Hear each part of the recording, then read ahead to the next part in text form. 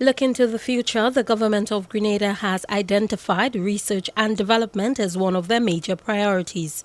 Food quality and safety has also been given a high priority by the Ministry of Agriculture in order to expand export markets, cut down on diseases, boost the country's economy, and to promote the custom of eating what we grow and growing what we eat. To fulfill this mandate, the Ministry of Agriculture has undertaken a project that they say can help propel the country's agricultural sector and cattle industry forward. The country's livestock sector took a severe hit during the period of 2004 to 2009 following the passage of Hurricanes Ivan and Emily, and due to deaths and damage resulting in the loss of 5 to 10% of its cattle population and 25% of its infrastructure. Chief Veterinary and Livestock Officer in the ministry, Dr. Bowen Luison, says the reintroduction of the artificial insemination program in cattle will directly benefit local farmers and the island's agricultural sector. We are developing the what we call some zero grazing so that persons could expand the cattle population without having a lot of lands. In other words, intensive rearing of cattle, and to institute some dairy development. In other words, some small dairy units among those cattle farmers to re-energize and to get persons to start using cow's milk again on a daily basis in their homes and so forth. Now, if we don't have all these parallel initiatives, then we would not have the population of cattle to implement the artificial insemination. So we have to work with cattle farmers to improve on the stock, so at least we have more stock for us to think. So that has been a challenge. And as I mentioned, one way we're trying to combat that is to encourage and to support cattle farmers in expanding the production. The re-establishment of artificial insemination of livestock came in February 2009 after a 22-year break. Mr. Louison says the cattle industry has been on a low and cattle farmers will now be able to select the offspring they desire and therefore improve or diversify their breeds without importing live animals. People have regained confidence in the consumption of beef, and especially fresh beef, especially beef that is grown on grass, and it is not subject, or a lot less subject, to things like mad cow disease, where they fed them on animal waste. Coordinator of the AI program is Yolan Bain Tellisford. This bull was born on the 5th of March 2010.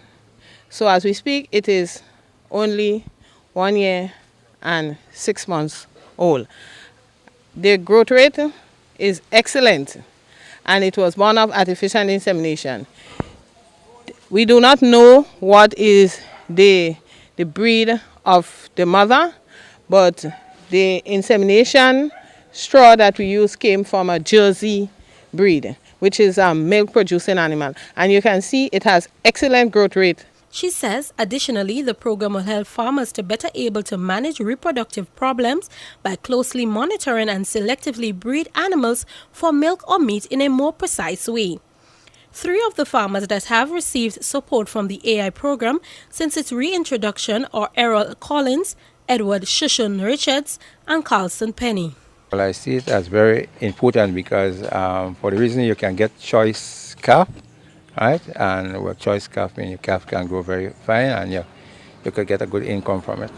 As farmers, we have to make sure we see about our cow every day, as twice a day as recommended, for more than one reason, not only just for the safety of the animal, but if you're concerned about your production, then you should be able to be at time for when the cow ready for the all right for the time. By the time I had the first one and the second one, the third one, well, one died. You get strangled and he died, but I find no fault with them.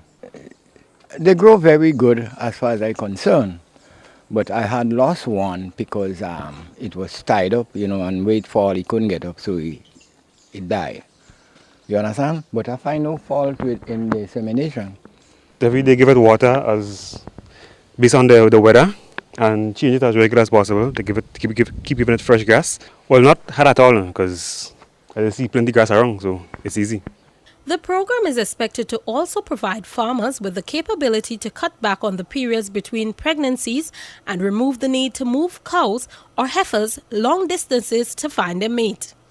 Although the procedure will be limited to cattle for the time being, it will be expanded to include other livestock in the future and in turn provide a service for the island's supermarkets with the aim of increasing domestic production so the country can rely less on imports.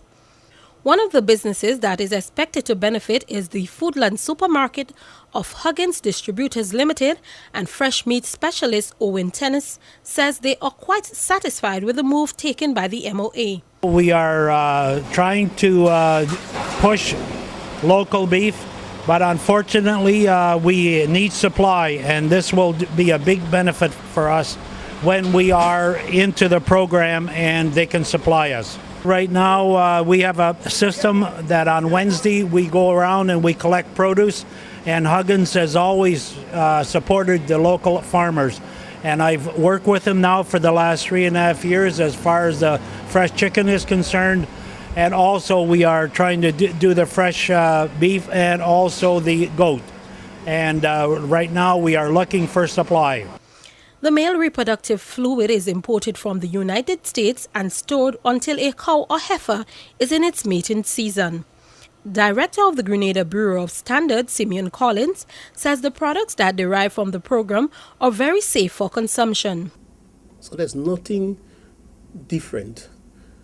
There's nothing different. So the meat would be the same thing. There's no chemical involved. It's the same semen that the bull has, that is taken from the bull. Usually they have some sort of artificial vagina so that the bull would ejaculate into that, and then they take this semen, they freeze the semen, and they can carry it easily and insert it in the female, and then the female produces young ones. So it's nothing to be scary about. It's exactly the same thing as if, you know, the male is sexually involved with the female and the calf is born. And remember, this technique is not just used for animals. It's also used, you know, in human beings. The first calf from the artificial insemination program was born in December 2009 of Jersey breed, a dairy breed which produces large volumes of milk.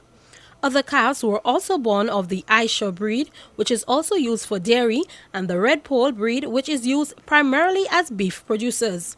Dr. Louison says the vision of his ministry is for an agriculture sector that is globally competitive, ensuring food security and sustainable livelihoods for the entire nation and the maintenance of a quality natural environment. Janelle Andrews, CC6 Newsnight.